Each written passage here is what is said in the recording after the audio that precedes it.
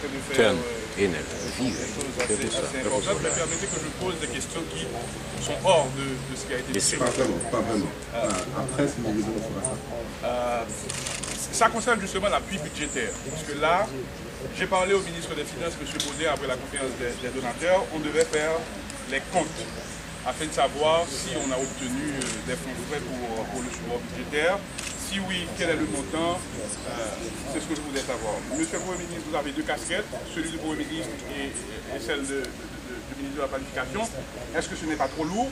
De l'autre côté, il y a des sources du Parlement qui font état d'un possible remaniement ministériel. Je voudrais savoir si c'est le cas, quelle méthodologie, quelle mission et quelle mission. Pardonnez-moi cette entorse, si vous voulez, à la programmation. Je ne sais pas si je vous pardonne, je vais quand même répondre à quelques questions et je demanderai par la même occasion aux autres questions pour venir de se limiter à l'objet de la convocation d'aujourd'hui, à l'invitation d'aujourd'hui. Pour la dernière question, les remaniements ministériels sont proposés par le président et par le Premier ministre. Donc, à ma connaissance, ce n'est pas encore à l'impliquer. En ce qui concerne l'appui budgétaire, c'est effectivement une demande qui a été faite par le gouvernement à New York, et cette demande repose sur le fait que, comme tout le monde peut le constater, tout le monde peut le comprendre, aujourd'hui les recettes de l'État ne sont pas à la hauteur des prévisions budgétaires. Nous sommes entre 25 et 40% des recettes qu'elles étaient prévues. Dans ce cadre-là, nous avons fait un appel spécifique à la communauté internationale à New York pour pouvoir supporter l'exercice budgétaire, non seulement dans ce qui était prévu, mais en fonction des nouvelles dépenses qui sont occasionnées par le tremblement de terre. Jusqu'à présent, vous savez que les engagements qui ont été pris par la communauté internationale sont des engagements de façon globale. Nous travaillons avec chaque partenaire pour comprendre exactement comment se décomposent ces engagements qui ont été annoncés à New York. Dans certains cas, les engagements sont très clairs. Nous savons quels sont les montants, sur quelle période les investissements vont être effectués et pour financer quoi. Dans certains cas, la demande des travaux beaucoup plus longs, complexes, et surtout pour pouvoir, quand il y a la flexibilité de partenaires, comme c'est dans le cas du Canada, que nous allons discuter largement ce matin, bien comprendre comment peut s'exprimer cet appui budgétaire. L'appui budgétaire peut s'exprimer de deux façons, de façon très globale. C'est d'abord transférer les fonds au trésor public ou prendre en charge des lignes budgétaires. C'est-à-dire, si nous avions les fonds qui étaient prévus, les décaissements qui étaient prévus sur une ligne budgétaire dans le budget qui est en vigueur, le partenaire peut décider avec le gouvernement haïtien de voir comment il finance directement ce pays. Donc il y a une grande flexibilité dans l'appui budgétaire tel qu'il est proposé par le gouvernement haïtien et il y a une grande écoute de nos partenaires, en particulier du Canada. Et nous sommes assez confiants que les objectifs que nous voulions atteindre à travers cet appel à l'appui budgétaire de 350 millions $ sont là.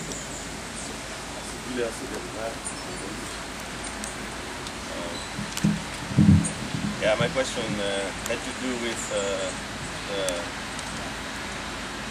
support to the budget, but I'll leave that aside.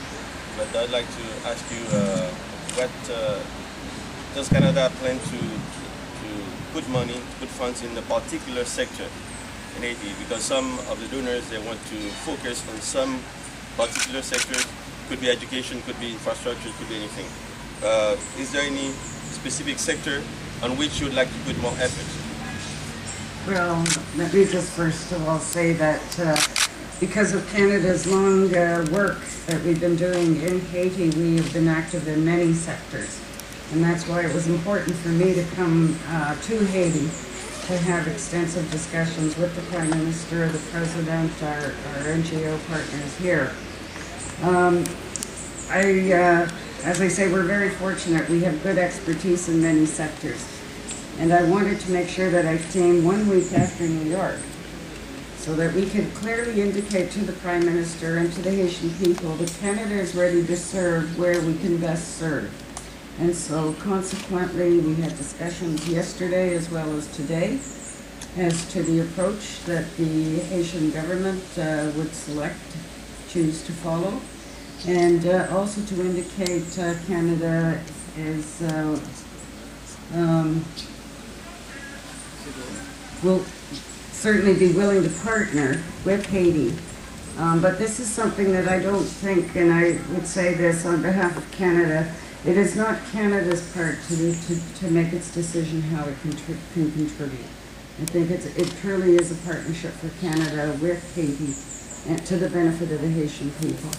And because we have the experience of many years, I think that the Haitian government and the Haitian people see where Canada can play various roles, but we want to make sure we can play the most effective role. Maintenant, vite délocalisé.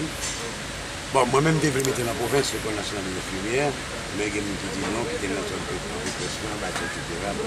On décentralise toute l'infrastructure, si vous voulez. Non, il y a l'école infirmière dans la province déjà.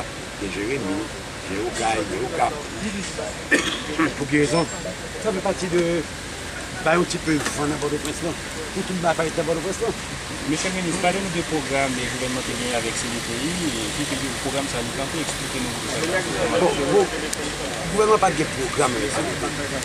C'est-à-dire que, après 12 janvier, CDTI, spontanément, mettait au service de la communauté et passer de l'hôpital privé à l'hôpital public. Bon, ce que peut-être pas envisager, qui bat CDTI actuellement des problèmes financiers.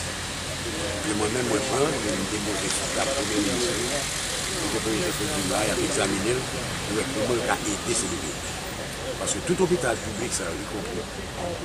CDTI, canapé vert, du fait que nous fonctionnons pendant près de 2 mois en hôpital public, c'est-à-dire qu'il n'y a pas aucune entrée, nous gagnons un payroll pour nous payer, nous gagnons un entretien pour nous faire. Donc, nous trouvons en difficulté financière. Actuellement, le programme de la étudié pour le Premier ministre, déposé la mission du Premier ministre, pour voir comment nous avons aidé l'hôpital Zahir, pour m'embrouiller. Parce que l'hôpital public là, très bien, mais privé à tout, et compté dans le système sanitaire. Nous avons envisagé des partenariats avec eux qui permettent de diminuer les coûts et la population.